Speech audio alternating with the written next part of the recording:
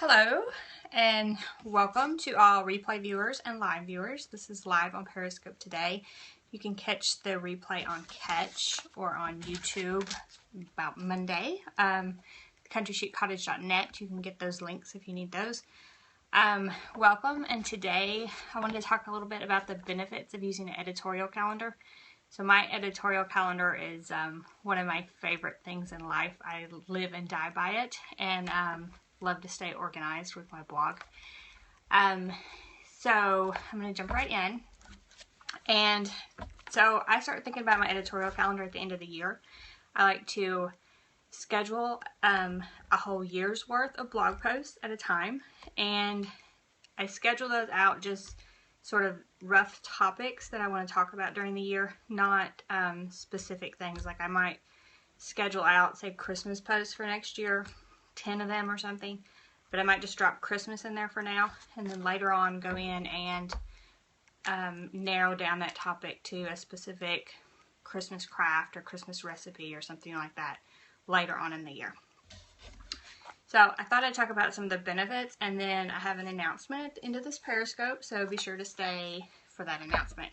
Alright, so the first benefit I want to talk about is making sure your blog is going in the right direction. So what I like to do is sit down at the end of the year, or you can do this anytime during the year, but kind of decide what direction I want my blog to go in, you know, what kind of things I want to talk about, what are the main topics I want. You know, for me, I blog about DIY, crafts, recipes, and I want to keep going in that direction. I want to keep my blog going in that same direction. If I wanted to change course, now's the time to do it. I need to map out a plan for the year to either keep going in the right direction or change course with my blog. So that's the first benefit I see, is just to make sure you're going in the direction you want to with your business. Second benefit is, of course, organization. So I'm huge on organization with my blog. I like to have everything mapped out. I like to have a plan mapped out, and I like to follow through with that plan. I do keep it somewhat flexible, but I do like to know exactly what's coming. And a few reasons for that, which is the third benefit, sponsorships. So I think a well-organized editorial calendar will get you those sponsorships, and a few reasons why. When someone comes to you and says, you know, next week I need a blog post on whatever it is, number one, does that fit with the big plan we talked about a little earlier?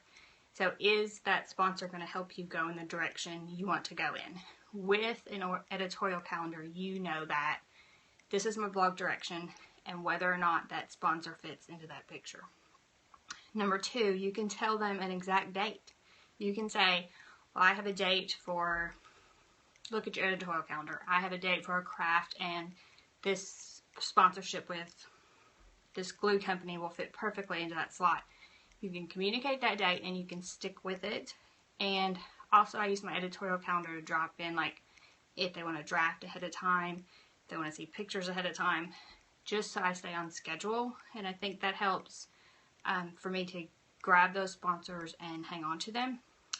And also I can use my editorial calendar to pitch that sponsor a longer term relationship. So I can say, looking at, yes, I would love to work with you, and looking out, I have 4 dates during the year that would work perfectly for you, you know, and I usually offer them a discount if they'll go ahead and book those 4 dates out. So that's another benefit. Third benefit, I love to work ahead. So I get at times a month or so ahead, depending on the time of the year. So I know what the topics, I can brainstorm, you know, for Christmas, this is what I want to do, this craft, right now, say Valentine's Day. So I'm brainstorming what I want to do for Valentine's Day, and I can go ahead and do those projects, photograph them, and I actually can, you know, edit the photographs and write it if I want to. Have it all scheduled out. And I hate the stress of day to day thinking, what am I going to write about tomorrow? I need to do this craft for today and write about it tomorrow. What in the world am I going to make today? I hate that daily stress. So for me, the editorial calendar is a lifesaver on that high stress level. And And the last one I have is never missing seasonal content. So I like to do my seasonal content at least 2 weeks before the holiday. So for Valentine's Day, I need to get it up by the end of January at a minimum. Have you ever been, say, here's a good example. It's the end of January and you think, boy, Groundhog's Day, that would be I could make a kids craft for Groundhog's Day. Hold on a second. Groundhog's Day's in 3 days. That's not going to work. You will miss those dates if you're not planned ahead and have those on your calendar. Because I do it all the time. Groundhog Day is one. I think I have one thing for Groundhog's Day on my entire site. Number 2 is Father's Day. I'm horrible at forgetting Father's Day for some reason. I think I have like 2 things. So this year, I don't know if I have Groundhog's Day, but I definitely have a week's worth of Father's Day stuff already planned out for next year. So I'm not going to miss that this year. Alright, so an announcement. I promised you an announcement at the beginning of this.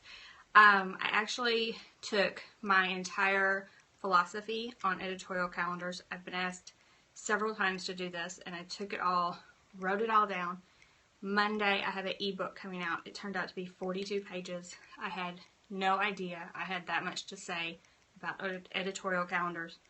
Obviously, I did. The 42 pages include my entire method, which is similar to the way magazines schedule out editorial calendars. It's sort of loosely based on that.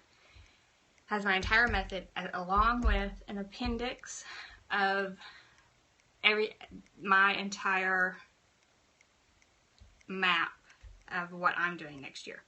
So I have worksheets in the ebook, and I did the worksheets, put them in the appendix so you can see exactly what I have laid out for next year, what my blog direction is, the brainstorming on my topics, along with 2 months of my actual editorial calendar that are in the appendix of the ebook. So I've given it to a couple people and had some positive response. So I'm going to go ahead and put that up on Monday for sale. And I just thought I'd do this little Periscope as sort of an announcement to the world that this is what I'm doing. So I have a couple notes. The book lets you know when to schedule things, how to find that content, along with worksheets on brainstorming an entire year's worth of content. You can actually do this in just a couple hours. I've had a couple people do it. Few hours, your whole entire calendar can be laid out. It also goes into how to find your direction, maximizing your contributors, and using and maintaining that editorial calendar long term. So I'm really excited about it, and I hope you'll give it a look Monday. It'll be up on the countrychicottage.net if you want to check the book out. For a week, it will be 50% off. So if you want to, thank you for sharing, by the way. If you want to pick it up in the first week, it'll actually be half off. So try it in the first week if you want to get a bargain on it. But thank you for joining me today. And again, thecountryschiccottage.net for my site. And I hope you'll, even if you don't pick the book up, try an editorial calendar. It will change your life, because it definitely changed mine and my blogs. Thank you so much. Bye.